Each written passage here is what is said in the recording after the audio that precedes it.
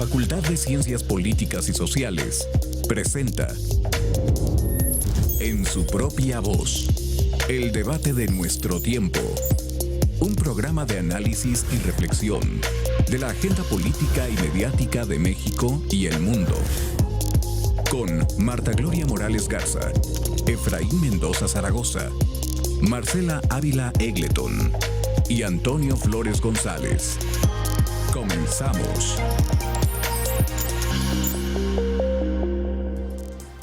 Hola, ¿qué tal? Muy buenos días, bienvenidas, bienvenidos, bienvenides a este programa En su propia voz, el programa de la Facultad de Ciencias Políticas y Sociales de la Universidad Autónoma de Querétaro.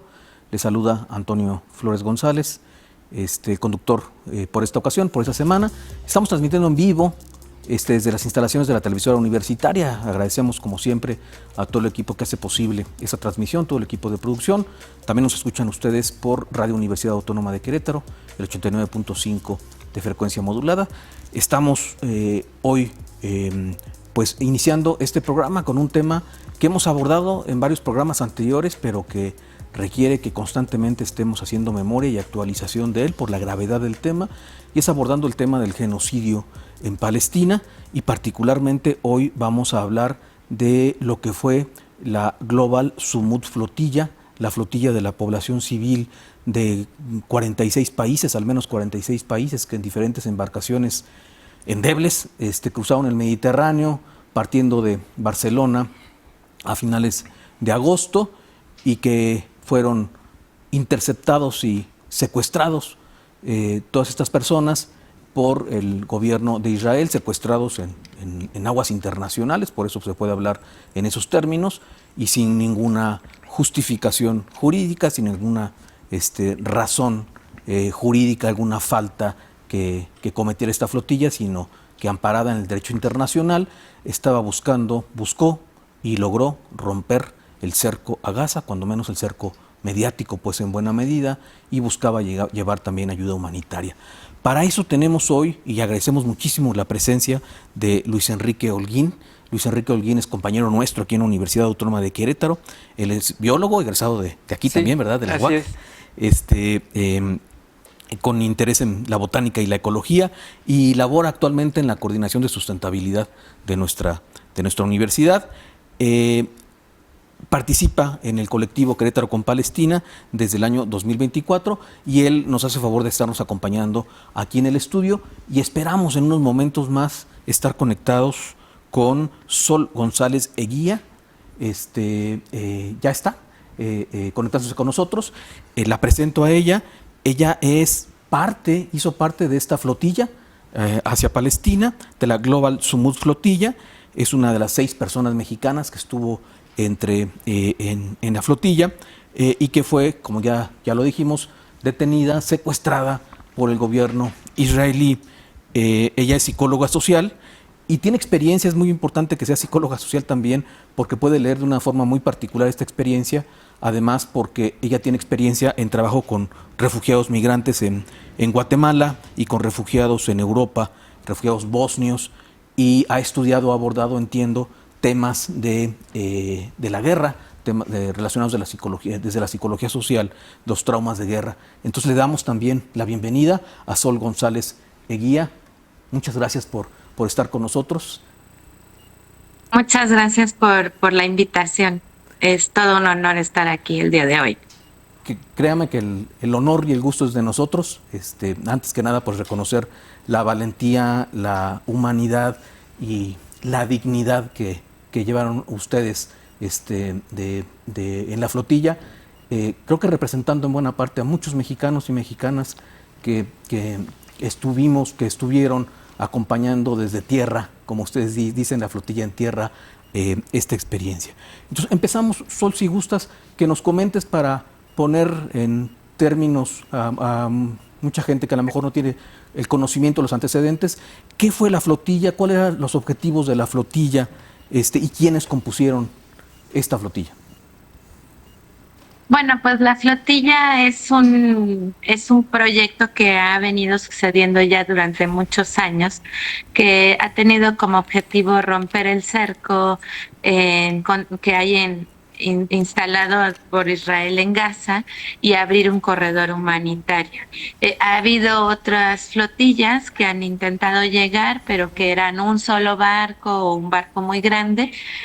Y bueno, en esta ocasión lo que se propuso hacer es una flotilla más grande. Fuimos a 44 embarcaciones de casi 50 países, que tratamos de romper el cerco, no solo el cerco en Gaza, sino también el cerco mediático, porque hay que decir que hasta hace poco había muy poca información respecto a lo que estaba sucediendo en Gaza, y la intención era que tantos países y tantos participantes de estos países pues podríamos proponer una estrategia de difusión mucho más amplia de la que ha habido hasta el día de hoy. Y por otro lado, pues esta flotilla, como las anteriores, que es una misión no violenta en el espíritu central y que llevaba ayuda humanitaria, es decir, alimentos y medicamentos, pues pretendíamos abrir este cerco humanitario. No, a ver, no pretendíamos que con lo que llevábamos en las embarcaciones íbamos a erradicar de ninguna manera pues la hambruna que ha sido provocada por Israel en Gaza, pero sí abrir este corredor humanitario que permitiera a muchas otras organizaciones que tienen su ayuda humanitaria lista en las fronteras con Gaza, poder entrar y empezar a acompañar a la gente. Entonces este fue nuestro objetivo. Partimos el 31 de agosto, y desde los primeros días de que zarpamos, Ben-Gvir, que es el jefe de seguridad allá en Israel, pues nos acusó de ser terroristas y por lo tanto advirtió que seríamos tratados como terroristas, lo que derivó en varias acciones: ataques con drones a la flotilla y finalmente la intercepción de la flotilla en su totalidad, y que nos secuestraran y nos llevaran de manera ilegal y por la fuerza a una prisión en Israel. A Ketziat.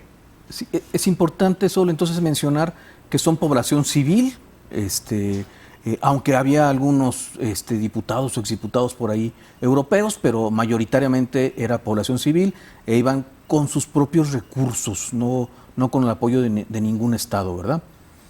No, ningún Estado nos apoyó. Yo decía en algún otro lugar, pues si quieren revisar mi deuda con el banco, ahí está. Sí.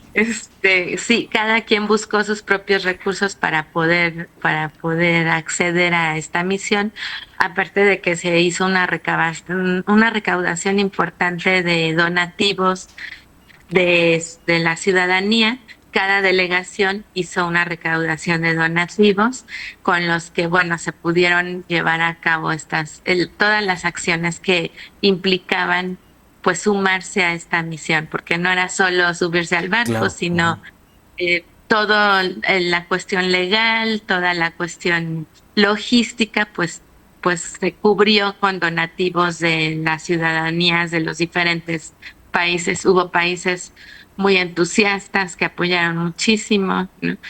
Nosotros seguimos recaudando fondos para terminar de pagar algunas cosas, pero pues las actividades siguen además. Claro. No se ha terminado la misión. Aquí está en el estudio con nosotros Luis Enrique Holguín, que él es parte del Comité Pro Palestina aquí en Querétaro. Y ¿cómo se acompañó desde Querétaro, como desde muchas ciudades de México, a esta flotilla durante el poco más de un mes desde que zarparon en Barcelona? Pues yo creo que la primera acción fue informar todo el tiempo, ¿no? Desde que los barcos zarparon el 31 de agosto, pues constantemente compartimos información al respecto. Después, cuando ya se venía como inminente la detención de todas las personas en la flotilla, pues como en muchas partes del mundo hubo movilizaciones en las calles, particularmente en Querétaro. El 3 de octubre se realizó una manifestación pública frente a la Secretaría de Relaciones Exteriores. No fue la única acción, pero digamos fue como la que tuvo como principal objetivo ese, ¿no? Asegurar que la diplomacia mexicana se encargara de traer a las personas mexicanas pues con bien, y la exigencia que tenemos desde hace meses, ¿no? Que el gobierno mexicano rompa relaciones con Israel. Esa fue como las formas principales.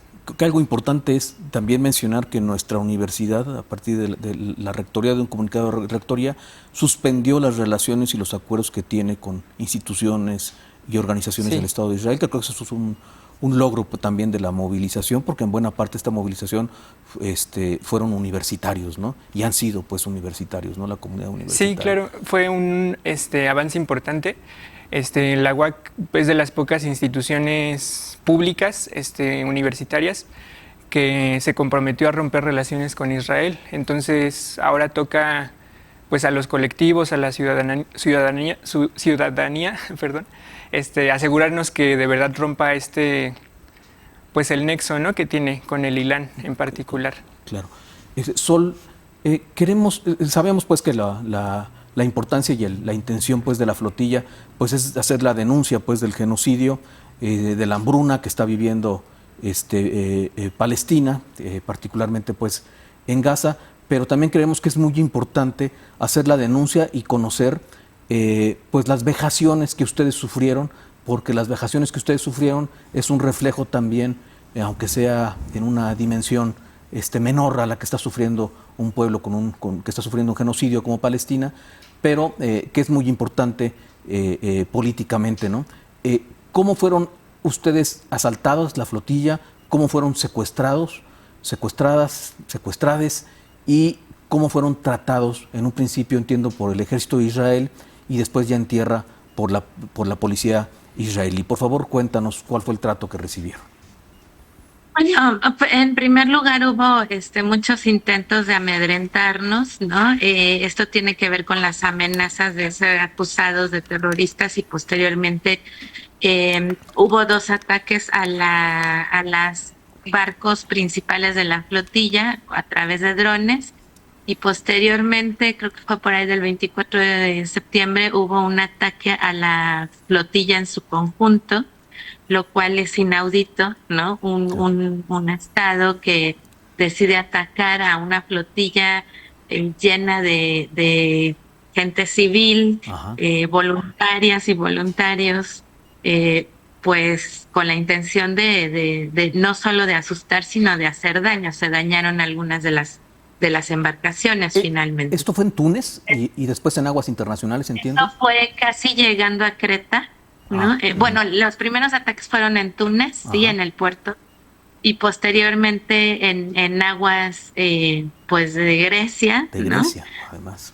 Fue el ataque con el enjambre de drones. Fueron 15 drones más o menos lo que alcanzamos a contar, y pues fueron varias horas de detonaciones y de maniobras de los capitanes para evadir el impacto con esos explosivos, aparte de que constantemente utilizan químicos, no sabemos exactamente qué tipo de químicos, que arrojan en las embarcaciones, ya sea a través de los drones o cuando ya nos interceptaron, con agua que lleva químicos y que provoca ardor de la piel y ese tipo de cosas, ¿no? Hubo una, digamos, advertencia el día anterior a la intercepción, en donde los buques nos rodearon, cortaron comunicaciones, interfirieron las radios de los capitanes y posteriormente se retiraron. Entonces al día siguiente, en la noche, empezaron a detener a cada una de las embarcaciones. Empezaron con las más grandes, que eran las líderes. Yo iba en la tercera embarcación, el Adara, que era de los más grandes. Íbamos 23 personas en el Adara, incluyendo parlamentarias de España, Portugal y Argentina.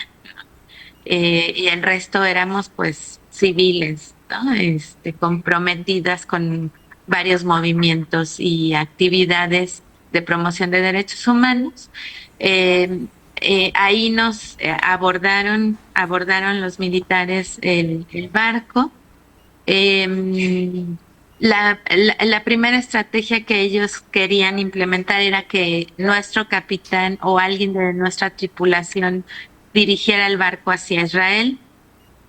Esto como una trampa porque la intención era posteriormente acusarnos de un intento de ingresar a Israel ilegalmente y con violencia, cosa que no sucedió porque nadie aceptó manejar, digamos, llevar el barco, la embarcación, y tuvieron que hacerlo los propios militares. Entonces, en ese momento se convirtió en un secuestro y nos llevan ilegalmente hacia el puerto de Israel. A nosotros, a pesar de haber sido de los primeros en haber sido interceptados, nos mantuvieron dando vueltas alrededor de 20 horas más o menos. Y bueno, en situaciones, digamos, de hacinamiento, sin agua, sin alimento. Estuvimos alrededor de 36 horas sin agua, dos días y medio, 3 días sin alimento, mientras se daba todo este proceso de secuestro.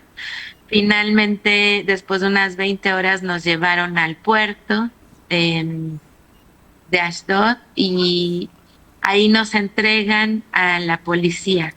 Y ahí es donde la violencia va en aumento. Es muy evidente cómo cambia el trato con la policía. La policía es muy violenta desde que pisamos el puerto, empezamos a ser golpeados, insultados, se nos arrebata todo, se nos arrancan lo que llevamos encima y se nos coloca en el piso de rodillas, mirando al piso.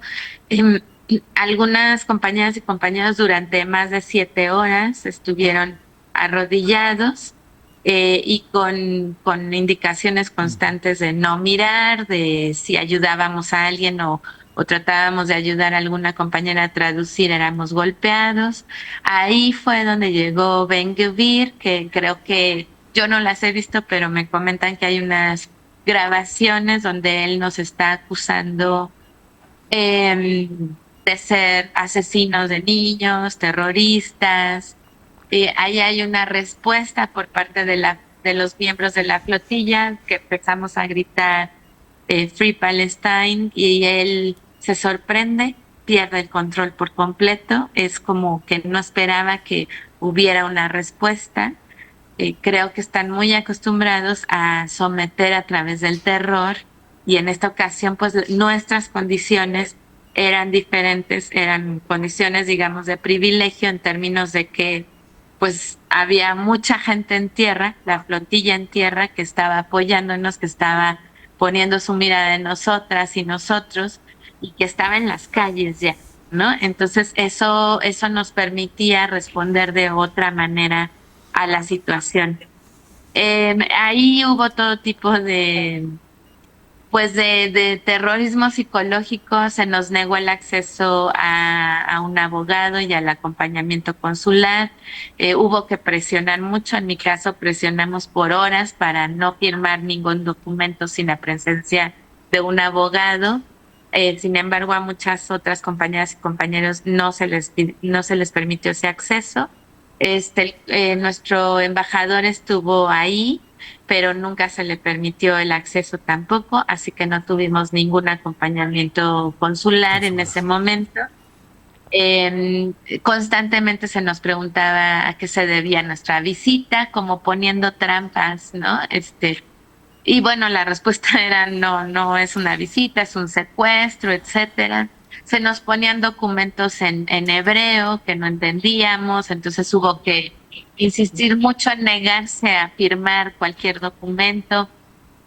Se nos pusieron estas bridas en las manos, se nos quitaron los zapatos, bueno, en mi caso cortaron las agujetas de mis zapatos y arrancaron las suelas, se nos quitaron los suéteres o chamarras que llevábamos, se nos vendaron los ojos a algunas compañeras y compañeros y nos tuvieron muchas horas en una de estas celdas móviles con el aire acondicionado helado, o sea, como van teniendo este tipo de acciones que parecen pequeñas, pero que después de varias horas empiezan a afectar a la gente. Y finalmente llegamos a prisión. También muchas compañeras, por ejemplo, que llevaban sus burkas, les arrancaron, las exhibieron delante de los hombres, o sea, especialmente con las personas árabes, fueron muy, muy violentos, tratando de humillar constantemente. El alimento era muy limitado, no hubo acceso a agua potable, el agua a la que teníamos acceso era la del baño, ¿no? Hubo deprivación del sueño constantemente. En nuestro caso, había celdas que no tuvieron permiso de salir en ningún momento. Entonces, bueno, en fin, había muchas técnicas muy sistematizadas, ¿no? De terrorismo psicológico, y algunos compañeros como Ernesto Ledesma, que sí sufrieron tortura física y que siguen pues con las secuelas. Sol, desgraciadamente tenemos poco tiempo, pero quisiera que pudieras cerrar esta entrevista comentándonos de manera general si recibieron el apoyo consular diplomático de la Embajada Mexicana y un poco que nos comentaran qué sigue después en las acciones por Palestina. Sí, recibimos la ayuda de consular, estuvieron ahí. Tengo que decir que el maltrato fue parejo, es decir, también fuimos testigos de cómo maltrataban, gritaban, y maltrataban al embajador y a todos los embajadores, ¿no? Uh-huh. Pero nuestro embajador, debo de decir que hizo más de lo que se le asignaba en términos de que trató de visitarnos diariamente, nos acompañó hasta México, hizo un muy buen trabajo el embajador y bueno, se cumplió con la tarea consular también. Muy bien. ¿Qué sigue, Sol? Sol y Enrique, ¿qué sigue aquí en Querétaro? Sol, ¿qué sigue en general? Pues no, para mí sigue que hay que seguir informando, porque con este aparente cese al fuego, que pues de ninguna manera lo ha sido, pareciera que con eso se resuelve el conflicto y pues siguen matando gente y siguen bombardeando, ¿no? Claro. Siguen permitiendo a cuentagotas la entrada de la ayuda humanitaria, lo cual, digamos, el genocidio continúa, ¿no? Entonces hay que seguir informando, pero hay que presionar a los gobiernos para eso, romper relaciones, para revisar contratos,